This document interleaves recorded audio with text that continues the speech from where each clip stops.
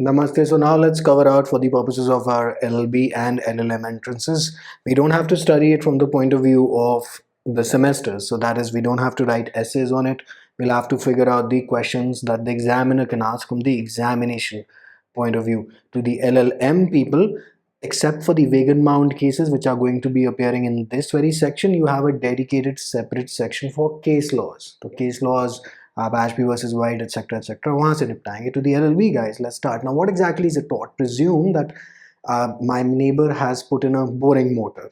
They install a bore well motor, in which commonly known as boring motor, in which some pipe breaks out and it floods my plot where I'm standing. Now this is nowhere given in the IPC that what kind of an offense is it. This is nowhere under, I am not under any contract with them कि आप ये काम नहीं करेंगे. Then now I need to recover money from them so that I can restore my property in its original state. So this is a right that I have against my neighbor and against the world at large. That is what is known as a right in rem. MCQ number 1 from torts is, which kind of rights are we dealing in torts? We're just going to come to that, but just introducing the concept to you. It is known as a right in rem, that I have a right कि पूरी दुनिया मेरी बेइज्जती ना करे फिजूल में, so that somebody does not unnecessarily defame me without any rhyme or reason. So that is a right in rem. So such cases in which nothing is given. So for example, let us say that you go to your coaching academy and some tube light just falls on your head and you're hurt and you want money.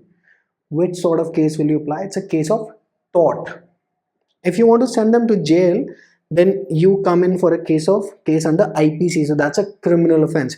If there is a contract between you and them, then you sue them under the Contract Act. It's as simple as that. But the principal aim for tort is to recover damages, that is money. All right. So first question to get right in rem wala ho gaya. Now second question, tort is the French equivalent of the English word that is wrong. Now mind you, two kind of MCQs come from this question. First and foremost, let's write the detail and then discuss out those two questions. That's Roman law word, the equivalent is delict, and the word tort is derived from tortum. Tortum is a word in Latin which means to twist. So if they ask you from which language is the word tort derived from, it is Latin. But mind you, under which language is tort the English equivalent of the word wrong, then it becomes French. So thoda bach ke rahiega. Derived from which word becomes Latin, and then equivalent to wrong in which language is French. All right.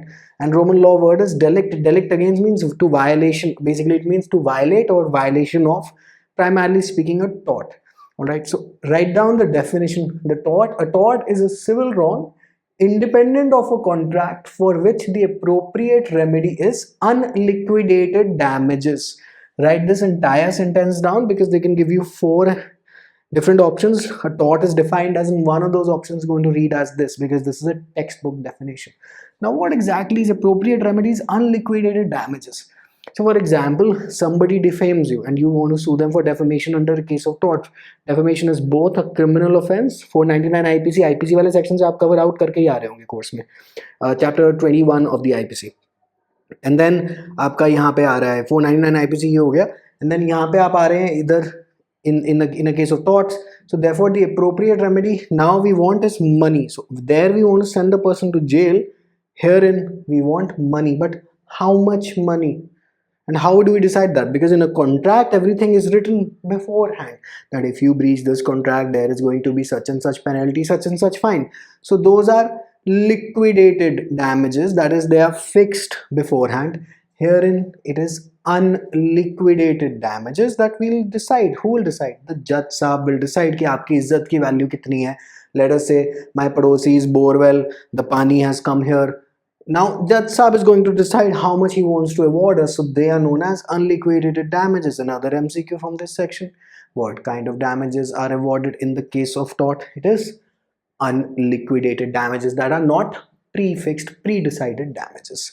A civil injury for which an action for damages will not lie is not a tort. We just come to that. Now write down the definition, or rather just write down one important pointer, that public nuisance is not a tort. Write this down. This is a specific question that comes in. Which of the following is not a tort? One of those is going to read public nuisance. You want to mark that. That is not a tort. Why though? Very easy to tell. Public nuisance is not a tort. Rakh lo. But why? Think about it. Let us say that you are going to sleep at around 11, 11:30 or 12 o'clock in the night, and your padosi is just blaring Hari Singh के गाने, और या ये सिद्धू मूसे वाला पकड़ लेते हैं, brown मुंडे type गाने चल रहे, and you want to sleep. Now presume this that you sue them for a public nuisance. Presume that it's a tort for just 1 minute, and then let us say that you are able to get unliquidated damages of 5 lakhs.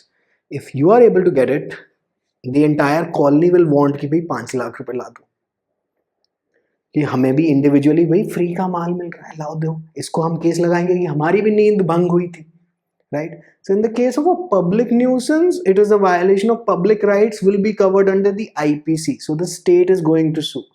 Unless and until you can show that an extraordinarily special damage, you took a special hit, that you were severely affected, especially by such public nuisance, then tort का case बन जाएगा. Otherwise, no. Do you get the fund? Otherwise, so there will be litigation of almost 10,000 against that very one person. He was playing Brown Munde at 11 in the night. We are going to now sue him individually. तो फिर ये तो बहुत सारे cases हो जाएंगे, and as it is हमारे पास इतनी pendency of litigation है, correct? So therefore it won't be possible. So therefore public nuisance is not a tort, as well as we are going to discuss it from the point of view of rights. We are just going to come to that in 1 second. It's also covered just for a revision in 268 IPC. I'm sure we would have discussed this in the IPC section of the course. Now the person committing a tort, write this down, it's a tortfeasor, and the act due to which the tort is being committed is a tortious act. Now principal aim for the law of torts is compensation of victim / injured party, कि इनको पैसे दिलाए जाए, which are formally in legal parlance known as damages. Alright, now let us take a look at the difference between contract and torts. So contract under section 13, as we have already covered in the course, we spoke about ad idem. So there has to be consent, then only a contract can be created. Under torts, it is with or without consent. So for example, somebody will not defame you with your consent. It always has to be without your consent. But under the case of contract, you're always looking, the contract has to be formed on consent. Ad idem means meeting of the minds on the same thing in the same sense. All right, now therein privity. Under a case of contract, there is privity, that is contract is between two people. मेरे अंगने में तुम्हारा क्या काम, as we've discussed this under contracts. But herein there is no privity, as it's a right in rem. Write this down, right in rem. So under a contract, it is a right in personam, that the right that is being violated is by some determinate person. We have created the right between two individuals, two persons. Herein we have a right in rem that will be vested in some determinate person later, but first and foremost it's available against the world at large, and then eventually some determinate person is going to violate it, for which we are going for a case of torts. So herein, if they ask you which kind of right is violated under contracts, it's a right in personam that you create based on two parties create. One जिसने proposal दिया होगा, सामने वाले ने what was it, accept किया होगा उस चीज को, correct? And then it will become a promise में consideration डालेंगे, will become an agreement which is enforceable by a code of law, is a contract. Quick revision of section 2 of the Contract Act, right?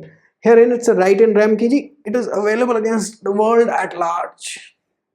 सबके against आपके पास ये right available है. अब इनमें से किसी ने violate किया, we're going to sue them for a case of torts. Simple as that, right? So herein, that's about it, I believe, from this sheet. And acha, right in rem, thanks to this, that's why public nuisance is not a tort. Do you understand? It's, you have this right, you have your rights available against the world at large, but in the case of public nuisance, then everybody is going to sue that very party who was playing Brown Munde at 11 in the night. It will be a hellhole of cases. Herein duty is fixed. Now duty that is breached is owed to the world at large. Herein we are fixing the duty via the contract. Herein the duty that is being breached, you owed it not to violate somebody else's rights. Therefore you will be sued. Now motive को अभी यहाँ पे छोड़ते हैं, कुछ नहीं करना है, because you'll get confused at this stage. Aimed at promises to be performed. The principal aim is allocation or prevention of losses. ठीक है जी. अब आ रहे हैं हम आपके क्राइम और tort के बीच में. So herein your public rights have been breached, herein civil rights have been breached. So we are primarily talking about civil rights under the case of torts. So that is why public nuisance, it's a public right that's been breached. It will be a crime. The state will look into it. You need the cops to get involved into this case. So wrongdoer is punished by the state. So for example, let us say, let us take the example, if Anushri commits an offense, so then it will be Anushri versus the state of NCT Delhi, or Anushri versus the state of Punjab. But herein, if Anushri versus Rashi happens, then what happens? Basically, it's a case of tort. Then it's a civil case. So Anushri versus Rashi is two individual parties are now fighting against each other. So wrongdoer to compensate the injured party. Herein, the state is involved. यहाँ पे the injured party is involved. Now we come to proceedings will be in the name of the state, as I've already explained to you. Action will be brought by the injured party. Main aim is punishment, main aim is damages. So write one line down. The court awards damages for damage done or damage incurred. The court awards damages for damage done / incurred. Right? So damage to English wala damage. Damages law wala. पैसे लेकर आओ. Okay. And the fine is ancillary. The main aim is punishment and deterrence, so that that somebody does not, or somebody else does not violate or does not commit a crime. Now that was the basics, but let us continue. So to constitute a tort, please write these things down. So first and foremost, it's a wrongful act. You will need a wrongful act. You will need legal damage or actual damage to have taken place. Please write this down. And the legal remedy has to be there, that is damages होने चाहिए. It's as simple as that. So wrongful act के अंदर अब now we'll have to just expand. So ये तीन element में से कुछ भी missing हुआ, the case of tort will not be constituted. So there has to be a wrongful act, there has to be some legal damage. So you mean it is not necessary that some pecuniary damage will have to be there. Pecuniary means paise ka. Like for example, if somebody defames, जैसे Arnab Goswami defames a lot of people, what exactly is the monetary damage that they have suffered? They have not really lost any money. I mean, later on they can, but generally thanks to that act, thanks to Arnab Goswami or thanks to anyone just abusing the hell out of them, what आपके कोई bank account में minus हो गई entry that your account has been debited by such and such amount, you haven't really lost anything. So that is legal damage. Actual damage is like when that padosi releases water, or that water accidentally also gets released by some mistake or some negligence. I actually face a loss by the damage to my property. So that is actual damage. Here it's legal damage, and the legal remedy in such a case is damages ki ji, paise. There has to be a legal remedy. Any one of these three elements is missing, you will not have a case of torts. Okay. Now wrongful act contains that there has to be. Now wrongful act will always violate a legal right that you have. So the violation is the sine qua non. The act will be wrongful only when it violates a legal right. So as from the point of view of the wrongful act, the right in rem can be classified into two subheadings. One is private rights, the other is public rights. Private rights contain right of reputation, right of bodily safety, so that somebody doesn't come and basically hits you or assaults you. Assault can also be done without touching. We'll discuss that later in the course. And right of property. Here in public rights, no action will lie unless special damage is proved, because else we have already seen what happens in the case of a public nuisance. ठीक है जी, तो वो आपने वहां पे देखना है, right? अच्छा, अब आप आ रहे हैं, damage is loss suffered, mark this, or presumed to be suffered. To compensate damage, the court awards, यहाँ पे damage, to compensate damage, the court awards damages, यहाँ पे S होना चाहिए. अच्छा, ये presumed to be suffered का क्या चक्कर है? अब जी, somebody like for example Mr. Arnab Goswami again sues somebody else. Now in this case that you have defamed me and I want 100 crores out of you. We are presuming such a damage you have suffered, and there is no actual damage. So this is that legal damage. Will we presume that we'll suffer? Iske saath related to maxims, and that's pretty much the core of torts. Now from the point of view of presumption of damages, there are now point of view बदल गया. पहले point of view क्या था? wrongful act वाला था. Now from the presumption of damages there are two kinds of rights. So one is your absolute right, one is qualified right. Absolute right से कहीं दिमाग में घंटी बजी? Constitution में कहीं हमने करा था, हाँ जी हाँ जी. Privilege is absolute, so freedom of speech is absolute. Article 105 clause 2, 194 clause 2. दिमाग में अगर बल्ब नहीं जगा है तो कॉन्स्टिट्यूशन वाले सेक्शन में जाके जरा रिवाइज करके आइएगा. What sort of parliamentary privilege do the parliamentarians have or members of parliament have in respect to freedom of speech in the parliament? Now we have qualified rights. That means kuch na kuch to ji, it will be, that right will be qualified by something. So that is, there is some restriction going on.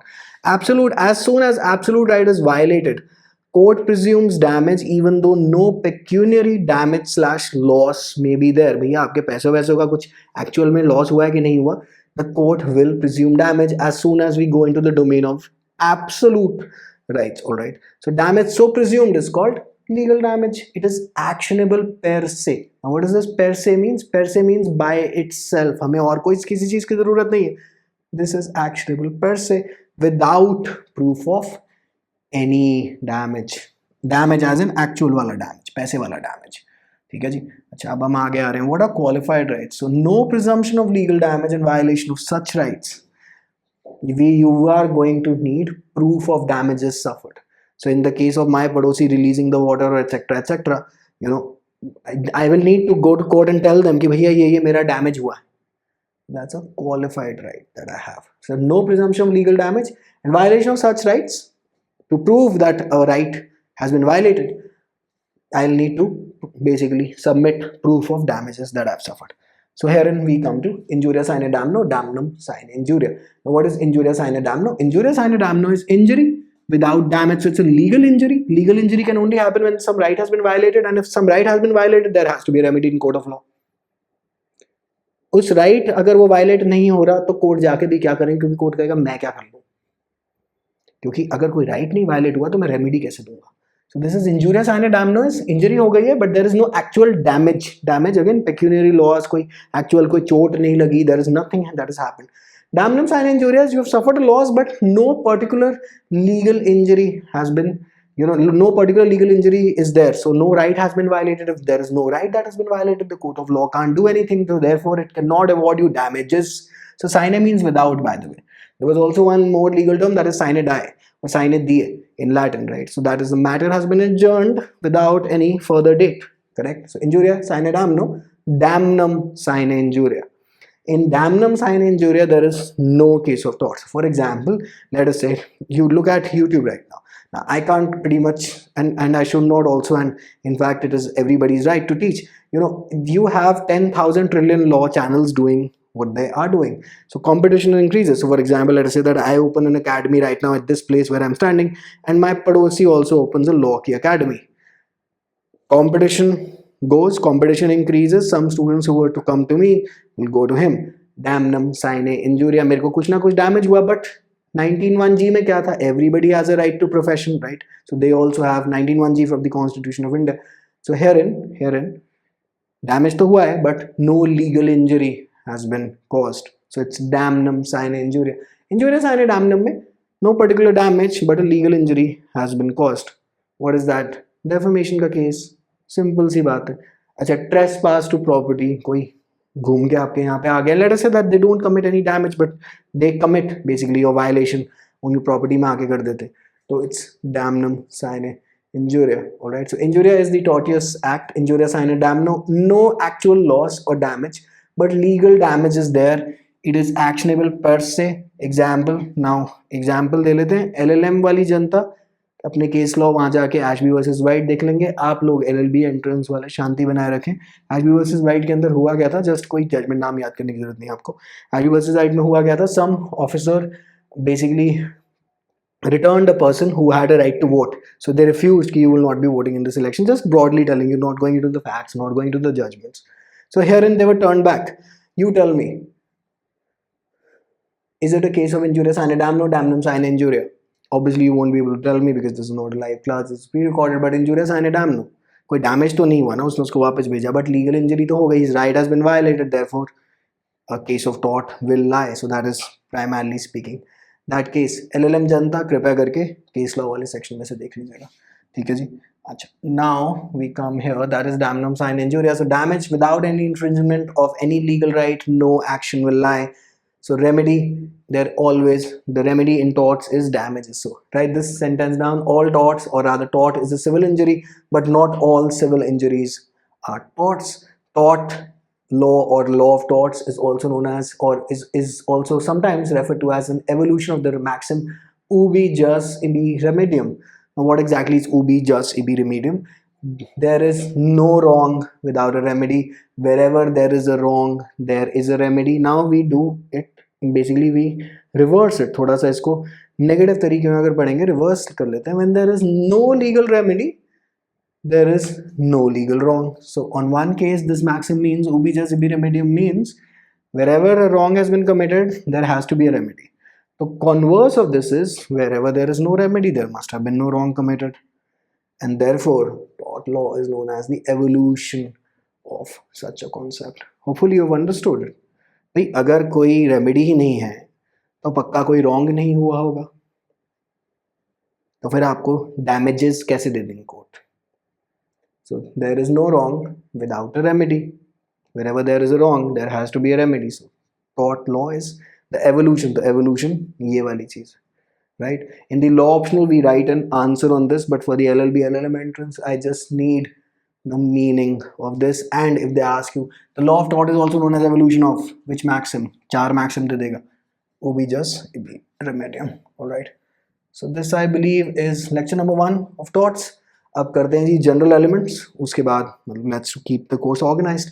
Let's keep this in the next lecture. All right. See you. Bye.